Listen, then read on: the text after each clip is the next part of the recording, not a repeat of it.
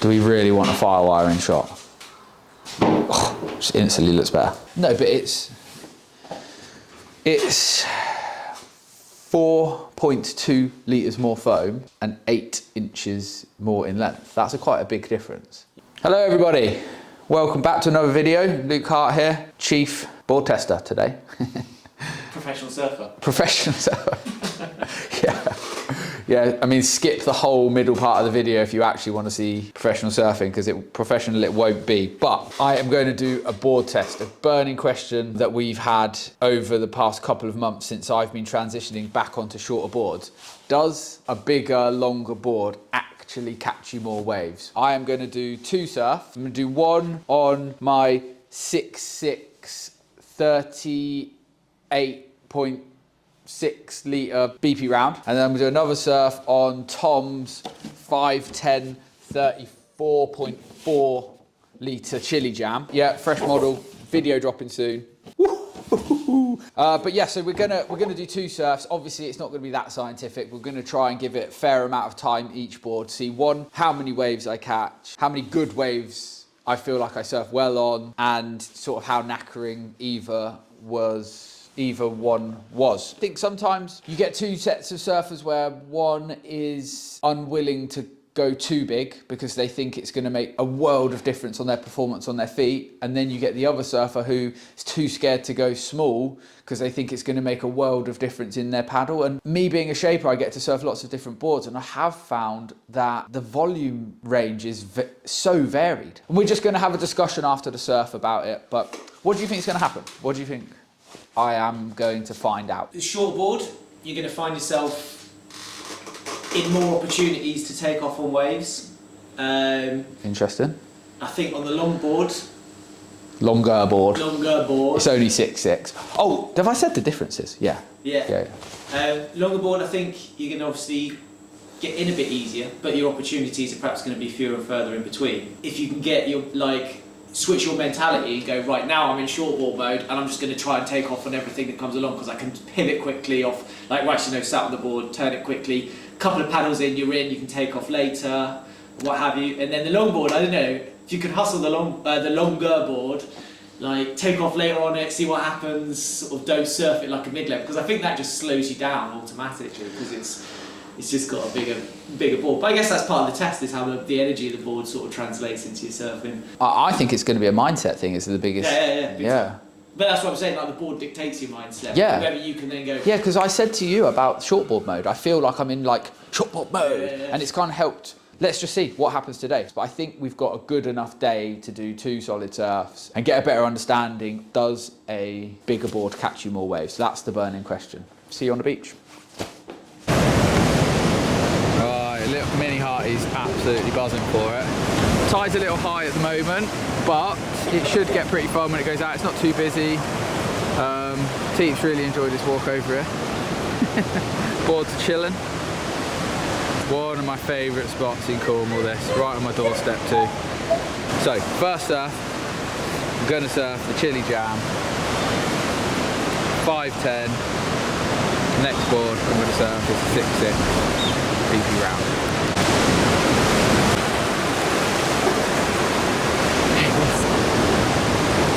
Oh, I'm going to kook slam. Harty's going for his kook slam entrance. Here we go.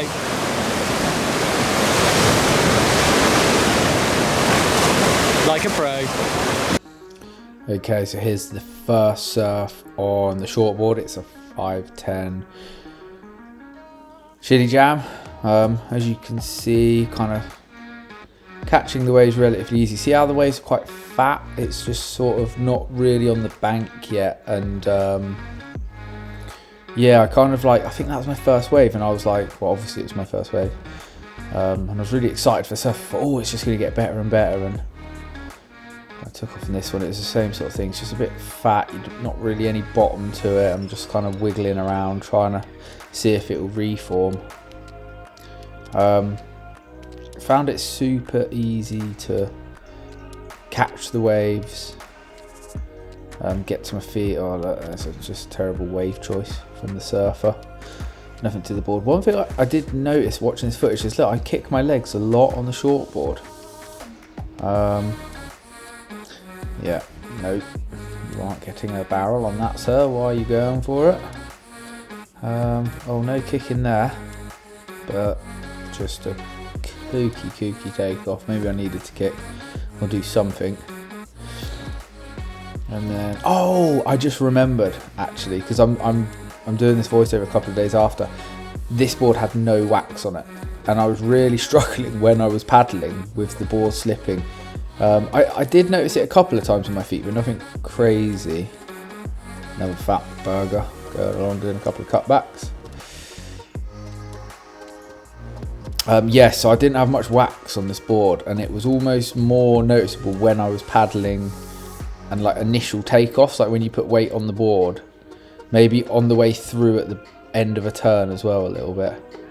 But yeah, look, paddle's a dream. I mean, I caught so many waves this surf, and then I noticed my son on the beach, and bear in mind I've been in the water at this point half an hour, if that. I saw my son walking down the beach and I thought, God, that's weird, he's got out so quickly. He kind of walking gingerly, so I thought, I'm going to get out. He was a bit ill, and I was a bit worried he might have asthma, because he's got asthma and he had a cough, so I legged it over to him, see if he's okay. And he had whacked his face on his board. Poor little sausage. And he'd managed to give himself a fat lip, and then later we got home, and his mum had a look and made us go to the hospital, and he ended up dislodging 3 teeth. One of them's coming out, but luckily it's a baby tooth. But he's okay, he's on the mend. Right, this is surf number 2.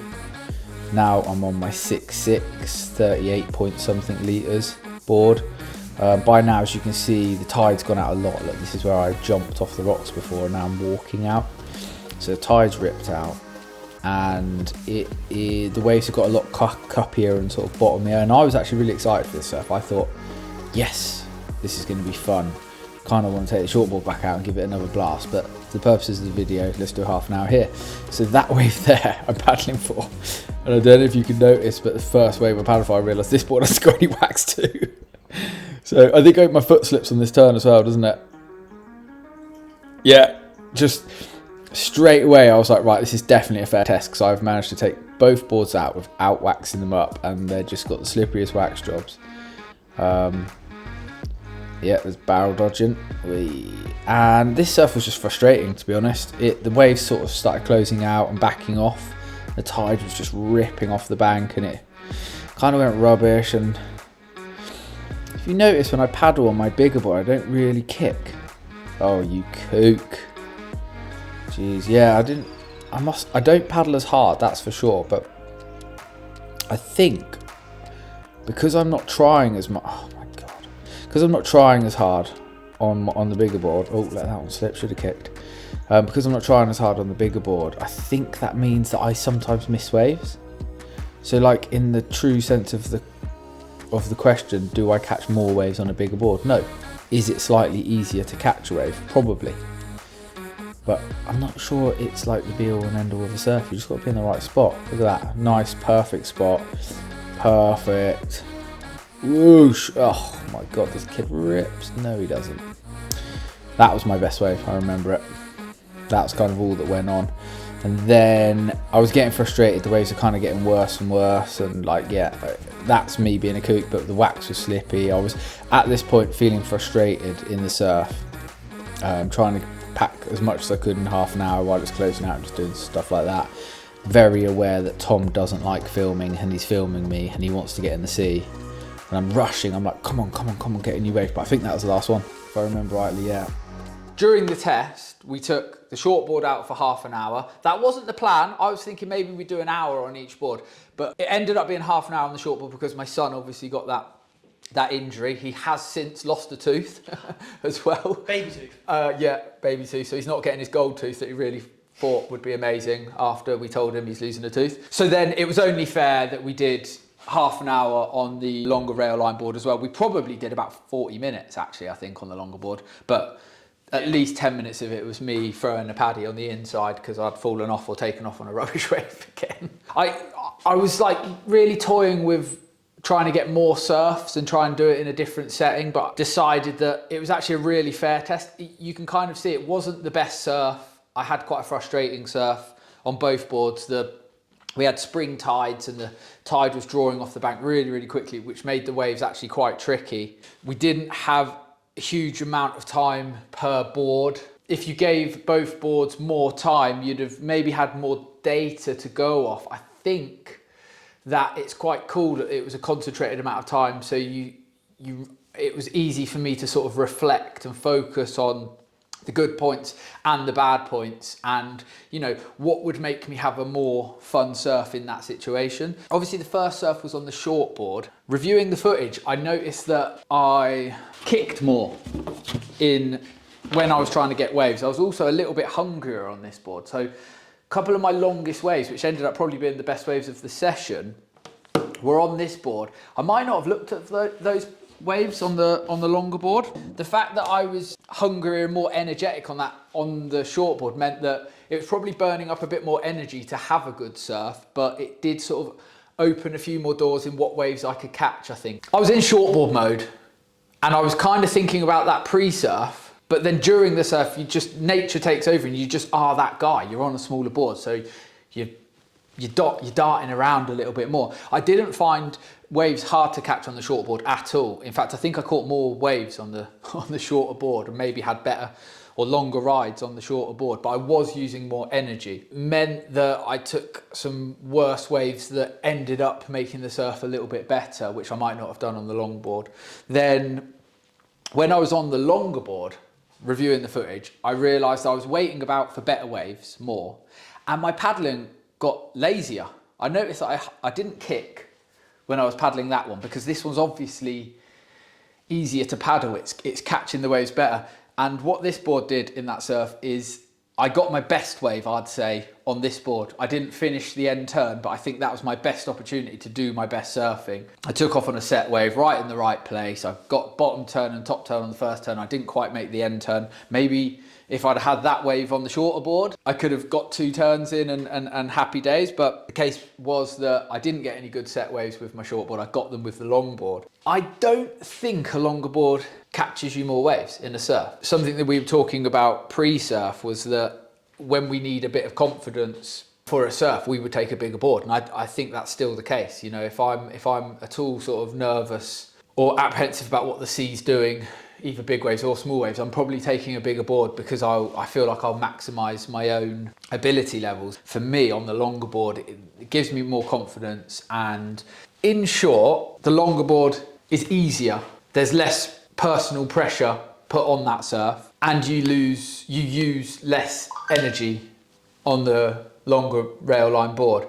And the shorter board is easier to manipulate, as in do turns in slower paced waves, so worse waves. Where I'm not having a problem turning the longer board when it's a nice powerful wall and I've got my natural speed up, because it's then fitting into that kind of line. But on the shorter board, I found it quite easy to turn on those weaker waves because it's fitting into that pocket a little bit better, and it's obviously less physical board to chuck about. So I felt like I could be a bit more proactive on a wave on the shorter rail line board. Yeah, do longer boards catch you more waves? No, I don't think they do. But I do think that you are less critical of yourself on a longer board, which means you probably have a bit of a better surf most of the time, unless the waves are specifically good for the actual board you're on, whatever one it is at the time. And so since that surf, I've actually surfed these boards again. And funnily enough, on the shorter board I surfed yesterday, the waves weren't great, but I didn't have a great surf because I felt like my longer board would have been the pick of that day. They're kind of backing off, the waves are backing off, and I was missing more waves on the shorter board. And then when I was kind of going slow and the wave wasn't allowing me to do much, I think that my personal abilities or lack of shine through more on the shorter board. You know, the answer is pretty easy. If you've got good waves, both boards become easier to surf, but you're always going to use definitely more energy on the shorter board, and you don't have to be as perfect to have a good surf on the longer rail line board. That's kind of where I got to. towards the end. So I hope this was helpful. I hope it wasn't just a rubbish experiment. It certainly confirmed a few things to me, that I changed the way I act in the surf depending on what board I'm on, and maybe I need to change mentalities to get the most out of every single board. So rather than just go, oh, the big board's easier to surf, so I'm gonna relax. No, how about the big board's easier and I'm gonna try as hard as I do. I'm gonna get shortboard mode on my bigger board, and maybe it makes it easier to have a fun surf in the long run. But no, it was interesting. It's definitely not turned me against my sort of recent lure towards shorter boards, where I've been a mid-length guy for a few years. I'm definitely keen to keep these shorter boards in my quiver and use them when I feel like the surf's right and when I'm got in the right headspace. But yeah, you can't really be having a go-to confidence board that lowers expectations, takes some pressure off yourself, and ultimately makes it easier to have a bit more fun. So yeah, hope you enjoyed it. Like, comment, subscribe. Tell us if these are the sort of videos you would like to see, more sort of average everyday surfers, maybe slightly below average, especially on days like that. I know I've got a lot to work on in my own personal surfing. Getting filmed more lately has really sort of opened my eyes to what I could be doing differently, have better surfs, basically. Ultimately trying to become a better surfer. Now I've seen the footage, it's definitely solidified the fact that I need to get better to have more fun on any board. So yeah, nice one guys. Cheers for tuning in. See you next video. Pow. Yeah? Yeah.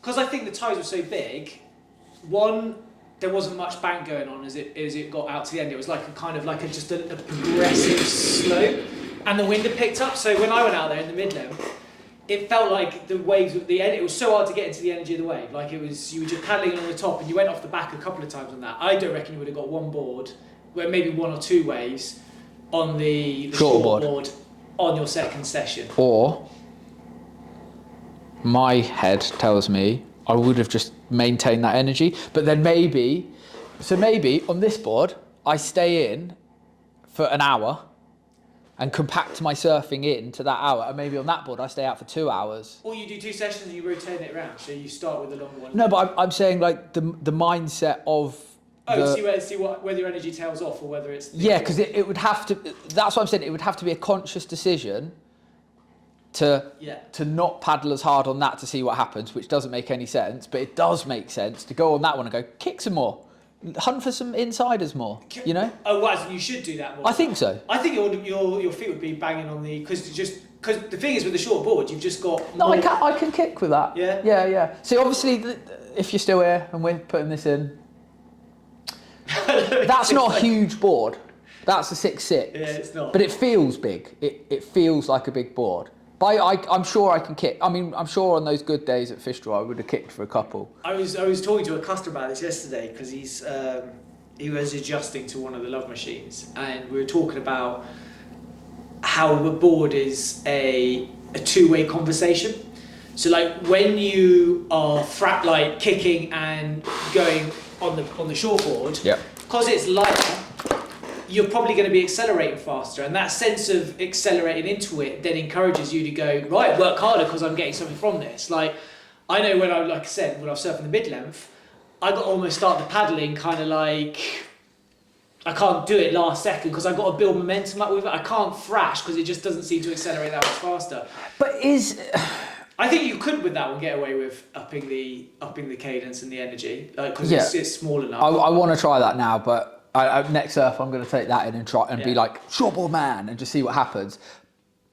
But I guess the whole point of this video and why we've spoken about it before this video and why this video became a thing, when you sell a board to someone, you say the bigger board will help you catch waves, but I think it's probably the wrong sentence. It just makes it easier. Doesn't necessarily mean you're going to catch more waves, because I saw you when you first paddled out on the 72, you missed a wave, the first thing. So it's like, you can miss a wave on flipping any board.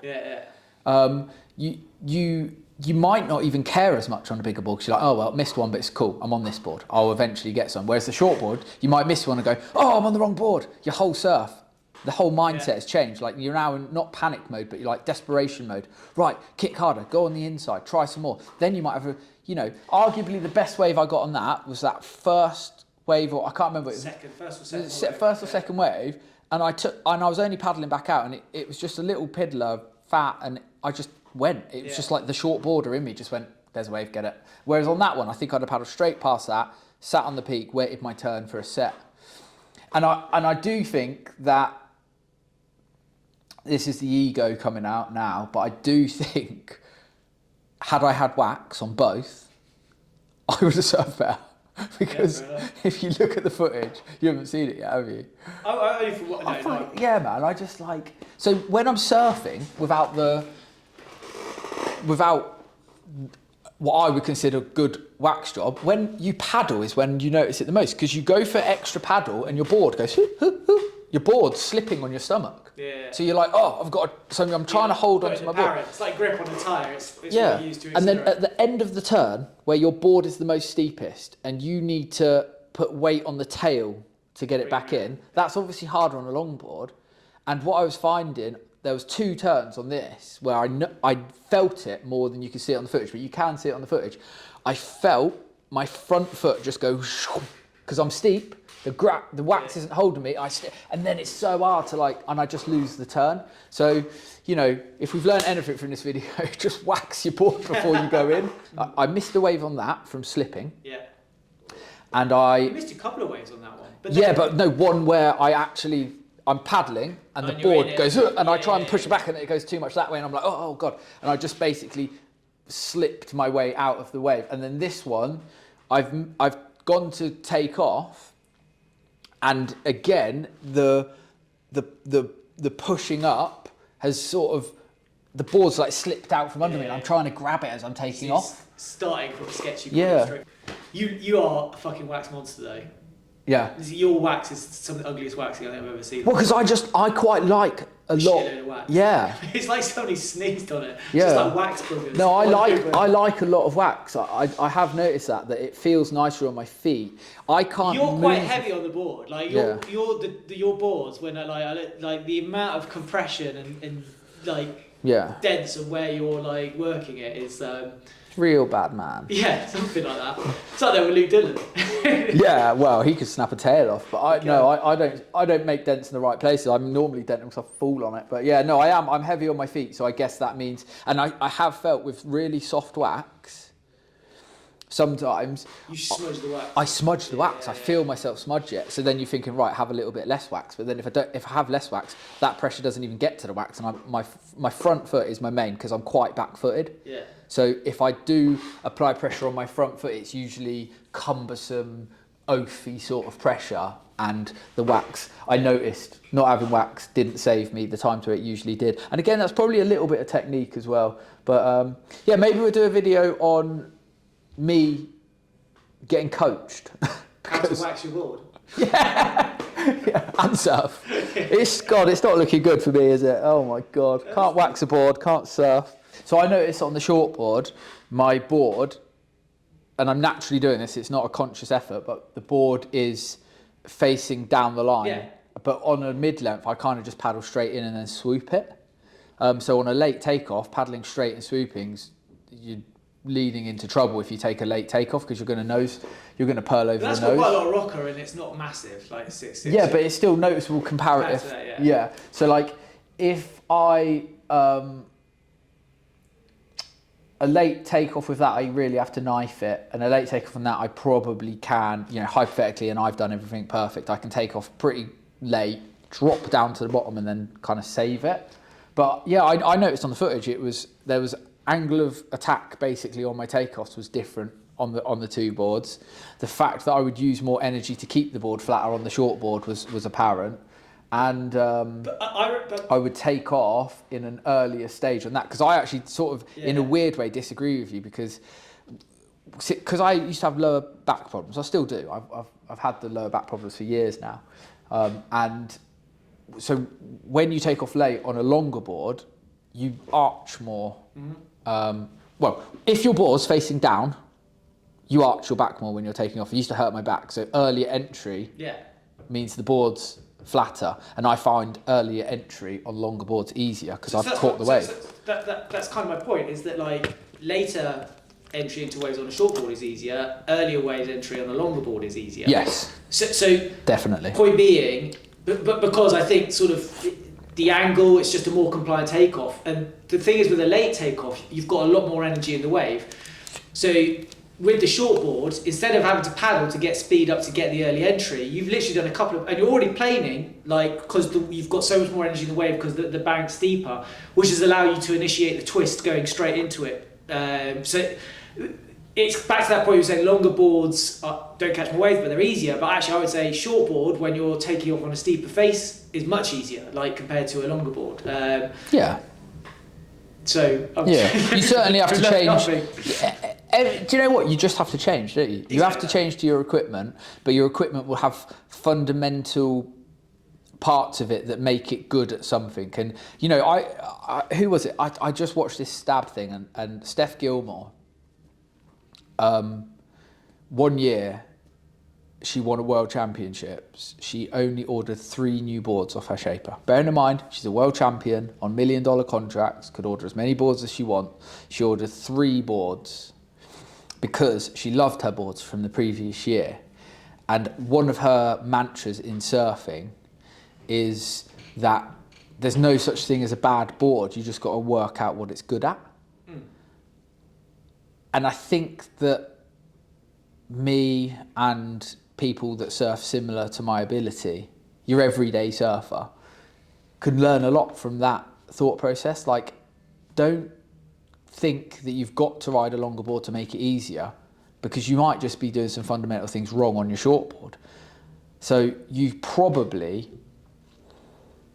first part of surfing is catch more waves, for sure. But what if you don't have to change your board to do that? You change your mindset, you change your angles going in to catch the wave, and then your shortboard's fine. What if? You know, not every single rule, but if you just jump to a longer board. So when I think about my longer board journey, I jumped onto longer boards because of an injury. It wasn't me being lazy on shortboards or my boards not being good enough. And I definitely think it improved my surfing as well, going on longer boards. So the point isn't that solid at all, but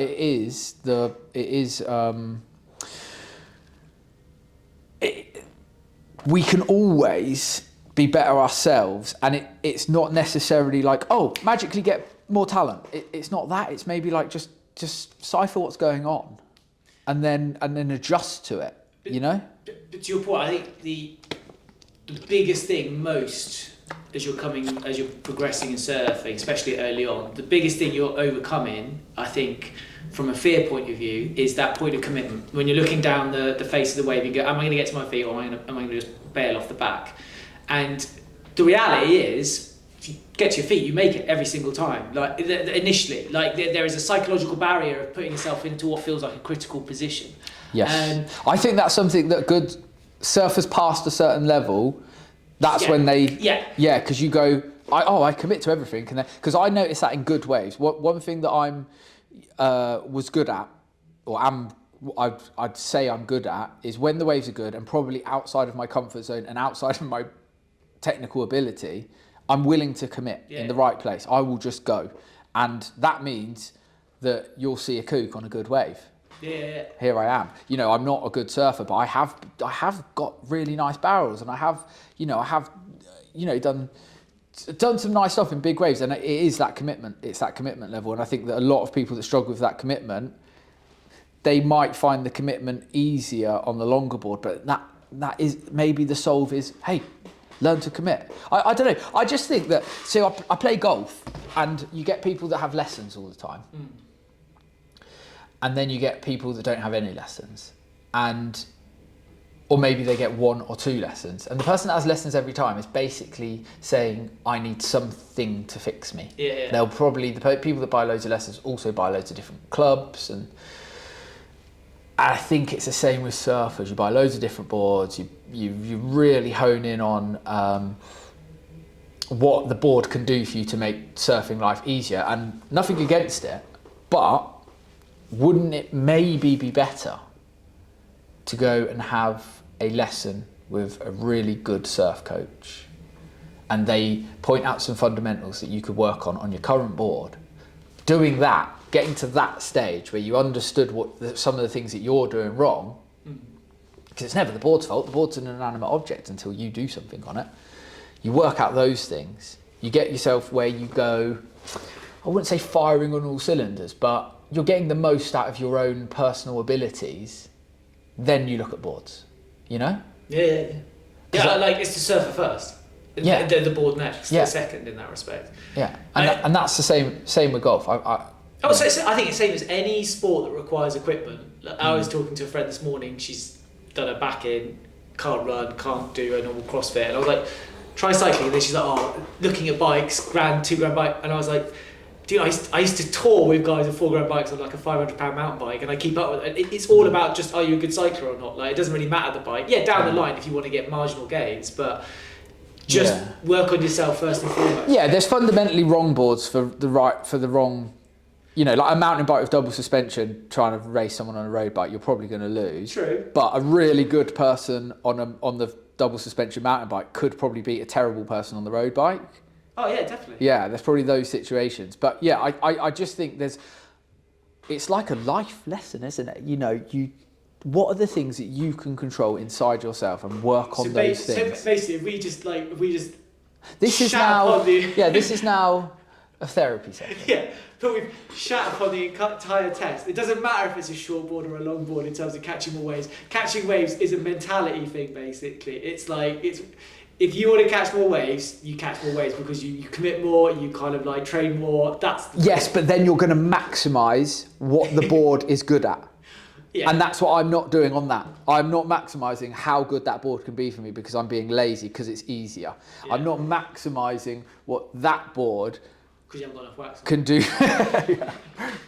can do for me because I'm probably not taking out in situations where it could be really well utilised because I'm going for this option. So put it like this then. So the reason why I think a lot of people think you get more waves on bigger boards, and I guess it is part of the surfing journey, is because fundamentally bigger boards allow you to catch waves in the part of the wave where it's not so critical, both in terms of your fear levels as well as maybe your technique levels. Yeah.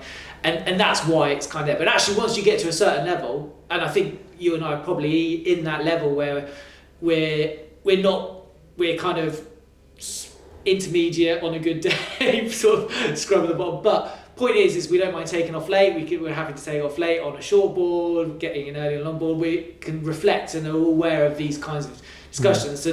And when it gets to that point, it's kind of like where you are mentality wise, whether you're adjusting to the board, how well you're reading the wave, and then actually you can get the same number of rewards on whatever board. It's just you've got to adjust to it. But I think when you're beginning and earlier, big boards make total sense. So confidence is key, but the right board can give you more confidence. Yes. Oh God, that's a vortex, isn't it? Another black hole. Jesus, another video coming up. Why all surfers are mental. Dude, we have conversations with customers for 2 hours of these antagonistic. We do. Sort of like, we are like agony aunts a little bit for surfing. I woke up at 2 in the morning and I was thinking about that. Yeah, but basically, it's never the board's fault. So work it out. Coming from a shaper. See you next time, peeps.